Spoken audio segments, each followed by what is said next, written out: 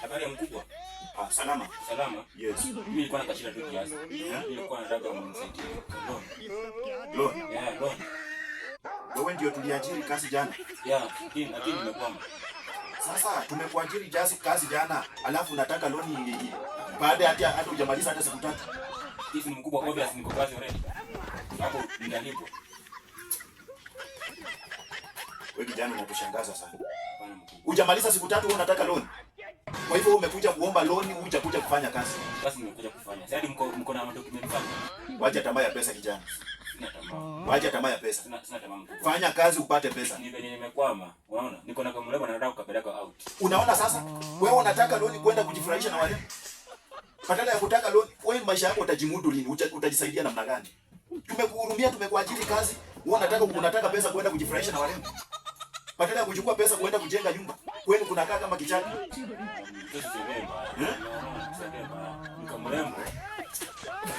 Nikamrembo kametaka nikapeleka mahali out. Sasa wewe ulikuwa kijana, wewe ulikuwa unafanya mambo. Unaona? Taniangalia hata document zako tulikuwa tujaweka kwa faili.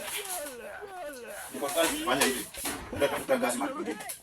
Haya, Sisi hatuwezi ajiri watu kuja kuanza kuomba loan kwa ofisi ndio umeingia tu hujamaliza siku 2. Kwa hivyo ukimaliza mwezi utakuwa umekopa loan ya shilingi karibu 1200. haikuwa hivyo. Ilikuwa tu nikuje kuomba loan. Ni kitu gani itakusimamia hapa na hata siku 2 hata unajua kwa siku tunalipa pesa ngapi?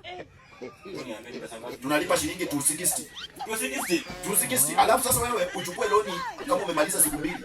Hiyo ni pesa ngapi? Mbona kuniambia hiyo ni pesa ngapi? Hiyo ni 240. 240 itakugaranti kusimamia loan. Mbona kuniambia ni 260? Hebu toka tafuta kazi mahali kwingine. Sasa yeye ni muda. Muda alikuwa anapata 400 na 3. Ndio maana umezoea kukapa watu. Umezoea kukapa watu. Toka kwa ofisi yangu. Tuajiri watu kushinda kukuja unaingia kazi watu hujamaliza siku 2 unataka loan. Kama watu tena wasowahi kuja kwa ofisi. Ananikasirisha asubuhi.